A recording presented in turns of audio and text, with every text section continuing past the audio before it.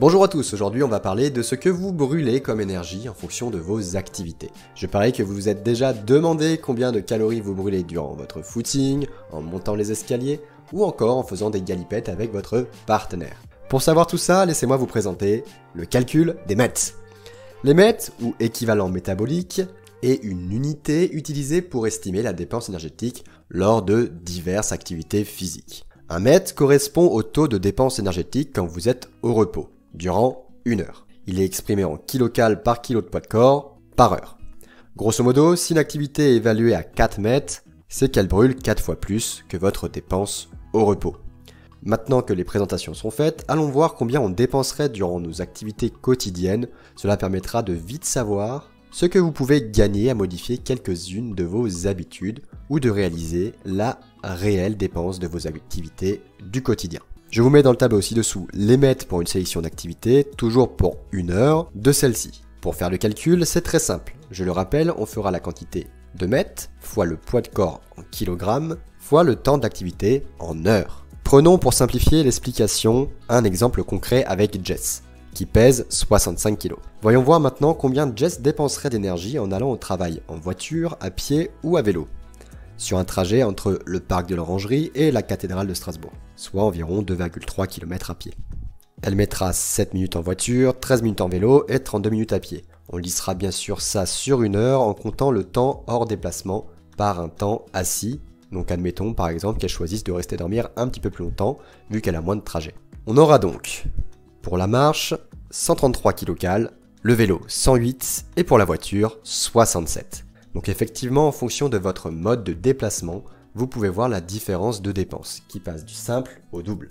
Bon, malheureusement, si vous êtes en télétravail, ce genre de calcul ne vous intéressera pas. Je vous ai mis toute la démonstration mathématique pour ces calculs juste en haut afin que vous puissiez reproduire ça pour n'importe quel cas. Maintenant que vous avez compris comment ça fonctionne, plus besoin d'expliquer les calculs, juste d'expliquer les résultats. En fonction de votre profession, vous n'aurez pas les mêmes dépenses. Si Jess a un travail de bureau, elle brûlera entre 85 et 100 kcal à l'heure. Mais si elle a un travail où elle marche un petit peu sans pour autant faire de la manutention, comme les vendeurs, les infirmiers ou encore les aides-soignants par exemple, on sera plutôt entre 130 et 200 kcal par heure. Donc par exemple, pour une journée de 8 heures, dans le premier cas avec un job sédentaire, on va plutôt dépenser 800 kcal contre presque le double pour une profession qui bouge un petit peu plus. Et là, vous pouvez vite voir que l'écart se creuse déjà. Donc imaginez les travailleurs de chantier ou encore les ouvriers qui, juste par leur profession, dépensent presque le triple, voire plus qu'un sédentaire classique. Ce genre d'information doit vous mettre la puce à l'oreille sur les questions de pourquoi telle et telle personne doivent et peuvent manger plus que d'autres pour entretenir leur organisme à l'équivalence. Bon, maintenant passons à une partie un petit peu plus fun, car la vie ce n'est pas non plus que du travail, c'est aussi vos hobbies et vos activités. Je garde celle du sport de chambre pour la fin de vidéo. Je vous remets donc le tableau des MET et je vais vous mettre du coup la dépense de Jess si elle pratique 1 heure de chacune des activités. Donc prenons quelques exemples concrets. Si Jess veut faire une activité qui est plutôt sportive, donc par exemple un cours de pilates, elle va brûler 182. Si elle fait un circuit training, donc de la musculation tout simplement, elle va brûler 325. Ou si elle veut vraiment un truc bien cardio, bien vénère, elle pourra faire un Tabata à 715 kcal par heure. Bon, après il faut se dire que pour un Tabata, ça va pas durer plus de 15-20 minutes, car vous n'allez pas tenir 1 heure avec ce style d'entraînement. Donc bien à remettre en fonction du temps d'activité, je vous le rappelle. Bien sûr, hors du sport, elle peut également choisir de faire des activités qui sont annexes. Donc par exemple, si elle se met à la batterie, elle va quand même brûler de l'énergie. Pareil, si elle commence à danser. Donc, si elle fait de la salsa, par exemple, elle va brûler 390. Après, si elle va faire des activités plus reposantes, comme le yoga ou encore le pilates ou les jeux vidéo, ça c'est sûr, elle va brûler légèrement moins de calories, mais c'est pas bien grave. Je vous rappelle, il faut prendre des hobbies, des activités qui vous plaisent, peu importe laquelle, tant que vous bougez, ça ira bien.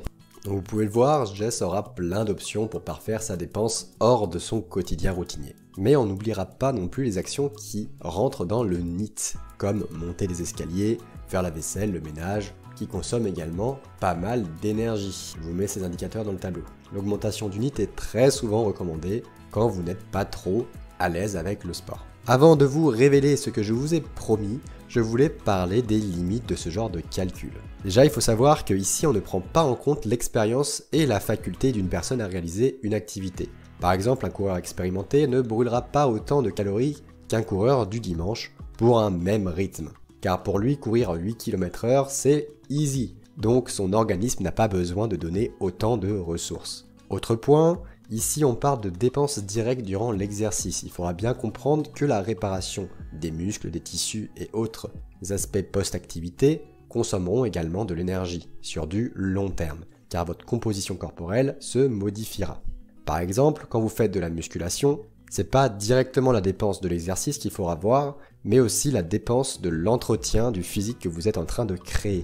Par ailleurs, on pourra également parfaire le calcul, car ici, on se base sur un métabolisme de base à 1 kcal par kilo par heure, soit pour notre exemple à 1560 kcal par jour, pour son métabolisme de base. Ce qui peut parfois, en fonction de la composition corporelle de la personne, ou encore de son état de santé général, grandement fluctuer, bien que ce chiffre reste proche de ce qu'on aurait pu calculer directement pour notre cobaye, qui est bien portant, sans obésité et sans surpoids. Je vous apprendrai dans une autre vidéo à évaluer votre métabolisme de base si besoin, mais vous pouvez déjà trouver une vidéo sur la dépense énergétique sur la chaîne si ça vous intéresse. Je vous link le lien juste ici. Dernier point, le temps réel d'exécution, car ici on prend bien le temps d'exécution.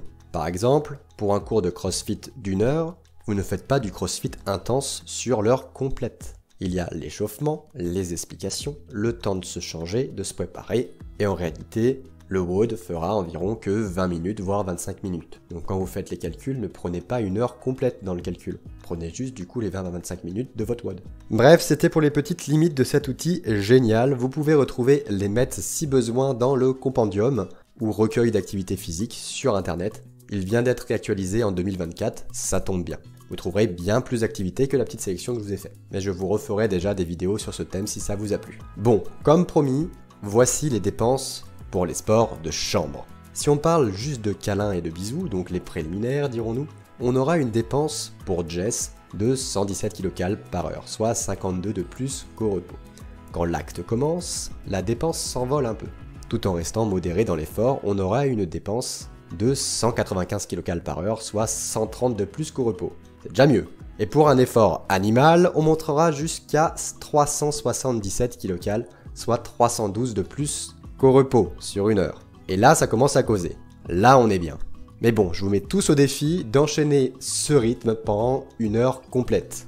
À moins que vous soyez bien sportif, ça semble être compliqué. En réalité, vous allez osciller entre les 3 dépenses citées en fonction d'où vous en êtes. Et si vous êtes précoce, désolé, mais en 5 minutes, vous serez loin d'avoir eu le temps de cramer la petite poignée d'M&M's prise durant le Netflix and Chill.